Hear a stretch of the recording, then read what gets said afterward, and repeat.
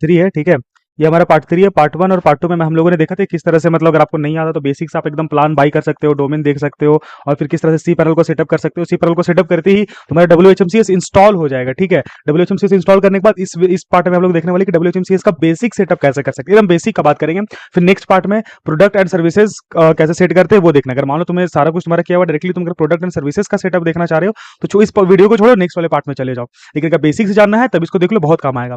और अगर तुम फर्स्ट टाइम वीडियो देख रहे हो, तुमको होस्टिंग का कुछ आइडिया नहीं है, तो पार्ट 1 से देखो भाई। पार्ट 1 4 मिनट का है, पार्ट 2 10-12 मिनट का है, मैं बहुत कम का है, यानी आधे घंटे में ना तुम समझ लो कि पूरा समझ जाओगे कि वो होता क्या है, सेटअप कैसे करते हैं, एवरीथिंग समझ जाओगे, ठीक है। तो चलो, हम लोग का ये एक डोमेन था, ठीक है। इस डोमेन पे हम लोग, जैसे कि ये हमारा मेन डोमेन था, लेकिन याद होगा अगर पिछला वाला वीडियो देखोगे कि हम लोगों ने सब डोमेन पे सेटअप किया था। जैसे लाइक हम लोग किसी भी गेट स्टार्टर में क्लिक करते हैं यहाँ पे, तो वो ये portal.hostingerly.com हम लोगों ने इस पे सेटअप किया था अपना होस्टिंग वेबसाइट को, ठीक है। इसमें सेटअप कर दिए थे।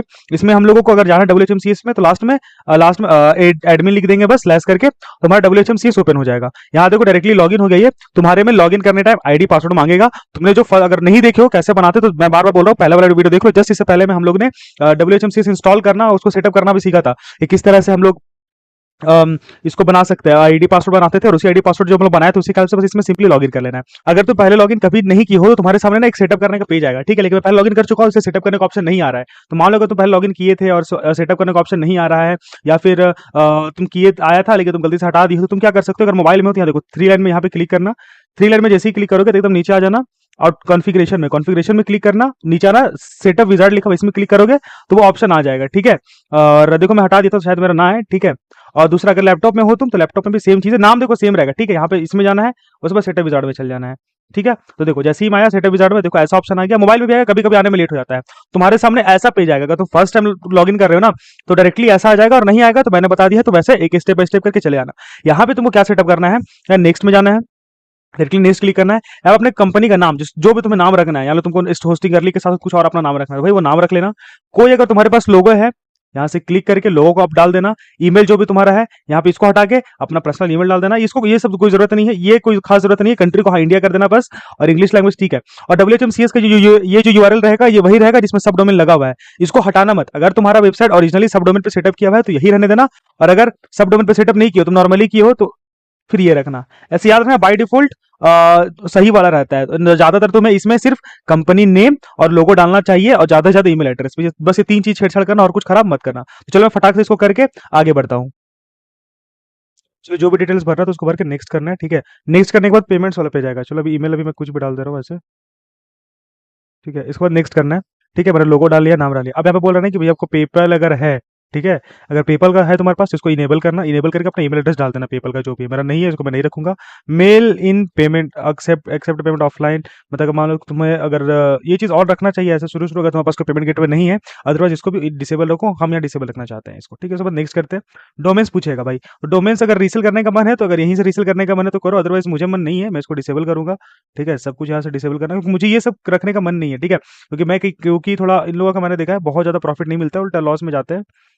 तो नेक्स्ट करते हैं। अब यहाँ पे सबसे बड़ा मेन चीज ये है तुम्हारा, ठीक है। ये जहाँ पे तुम्हें host name, user name, password ये करना, इसमें यूजर्स ना कंफ्यूज हो जाते हैं। तो चलो इसको मैं कैसे सेटअप करना वो बताता हूँ। सबसे पहले होस्ट नेम या फिर आईपी, यहाँ पे तुम कुछ भी डाल सकते हो। होस्ट नेम भी डाल सकते हो अपना, या फिर आईपी भी डाल सकते हो, ठीक है। तो इसके लिए क्या करना, होस्ट नेम पता करने का सबसे अच्छा तरीका है कि तुम जाओ अपना, जहाँ से तुम जस्ट लाइक हम लोग सर्वरली से लिए हैं, ठीक है। सर्वरली.in में जाते हैं। आती है देखो, लॉगिन कर लेना अपना अकाउंट। लॉगिन करते ही तुम जहां से भी बाई किए हो वहां जाना है, ठीक है। जैसे लाइक यहाँ पे जाना है अपने डोमेन पे। अब देखो ना, जहाँ पे तुम सर्विसेज, मतलब तुम्हारा जो भी सर्विसेज है, जहाँ जिसको तुम बाई किए हो, जहाँ से रिसेलर होस्टिंग लियो, वहां पे चले जाना है, ठीक है। हर जगह का अलग अलग होता है, तुम यहाँ पे देख लेना। यहाँ पे देखो, अब यहाँ पे ना तुम्हें 2-3 तरह से मिलेगा। जस्ट लाइक तुम जाओ directly log in to cPanel, W जिसको लॉगिन करना है वो करो। जैसे log in to cPanel हम लोग यहाँ करेंगे। Log in to cPanel करते ही क्या हो जाएगा कि, रुको थोड़ा सा लोड होने दो, ठीक है। यहाँ पे तुम्हें तुम्हारा आईपी एड्रेस भी मिल जाएगा, दोनों चीजें मिल जाएगी। जैसे लाइक देखो, यहाँ पे तुम्हें मिल जाएगा शेयर्ड आईपी एड्रेस लिखा हुआ है। यहाँ पे तुम्हें ये देखो, ये जो तुम्हें दिख रहा है ना, ये है तुम्हारा आईपी एड्रेस, ठीक है। अब देखो डालना, और यहाँ पे आईपी डालना, ठीक है। कैसे डालना चलो बताता हूँ। चले जाना यहाँ पे अपने यूआरएल में। अब यहाँ पे यूआरएल में देखो तुम्हारा ना बहुत लंबा, थोड़ा ऊपर में लिखा होगा कुछ लिंक होगा, ठीक है। तो यहाँ बस तुम शुरू से देखो, यहाँ से डायरेक्ट, यहाँ से सर्वर से सर्वर 444.virtualcloud.in, यहाँ पे नंबर तक ये जो है तुम्हारा पूरा, इसको तुम कॉपी कर लेना, ठीक है। कॉपी करके आना, यहाँ पे इसको पेस्ट कर देना, बस इतना ही करना है। उसके बाद तुम्हें यूजर नेम जानना है, अपना पासवर्ड जानना है। इसके लिए वापस तुम वहीं पे आओ जहां से तुमने बाई किया है, वापस सी पैनल में आओ तुम। सी पैनल में ही तुम्हारा यहाँ देखो यूजर नेम यहाँ पे तुम्हें दिख गया, ठीक है। सी पैनल में यहाँ पे दिख रहा है ना यूजर नेम, यहाँ बगल में सी पैनल लॉगिन कर दिया, बगल में दिख जाएगा, ठीक है। अगर मोबाइल में भी यूज कर रहे हो भाई, मैं बार बोल रहा हूँ कि बहुत हार्ड नहीं रहता। अगर मोबाइल में तुम ऐसे यूज कर रहे हो ना, डायरेक्टली एकदम नीचे चले आना, एकदम नीचे, यहाँ पे तुम देखना मोबाइल में, ठीक है। यहाँ पे तुम्हें दिख रहा है आईपी एड्रेस यहाँ पे, ठीक है। और यहाँ पे तुम्हें तुम्हारा यूजर नेम दिख जाएगा, ठीक है। उसको तुम आराम से यहाँ पेस्ट कर दो, यूजर नेम तुम्हारा वो हो गया। अब पासवर्ड का बात आता है, देखो भाई पासवर्ड तुम्हें एक तो मेल में आ जाएगा, लेकिन मान लो तुम्हें मेल में नहीं मिल रहा है पासवर्ड, कुछ मत करना, वापस से आना यहाँ पे जहाँ पे तुमने चेंज पासवर्ड का ऑप्शन है, मैंने बताया था ये पार्ट 2 में कि चेंज पासवर्ड पार्ट 2 और पार्ट 1 दोनों में बोला था कि इसका काम आएगा थोड़ा सा, ठीक है। यहाँ पे अपने मन से कोई भी पासवर्ड से तुम जनरेट कर लो, ठीक है। और जनरेट करके पासवर्ड, उस पासवर्ड को तुम यहाँ पे पेस्ट कर देना, ठीक है। मैं फटाक से ये काम कर लेता हूँ। मैंने पासवर्ड सक्सेसफुली चेंज कर लिया है, जो भी मैंने पासवर्ड लिया है, ठीक है, उसको यहाँ पासवर्ड वाले में मैं पेस्ट कर दूंगा, ठीक है। उसके बाद मैं चेक करूंगा वेरीफाई कनेक्शन करके, ये करना बहुत जरूरी है भाई। देखो वेरीफाई कनेक्शन किया, देखो कनेक्शन सक्सेसफुल हो गया है मेरा।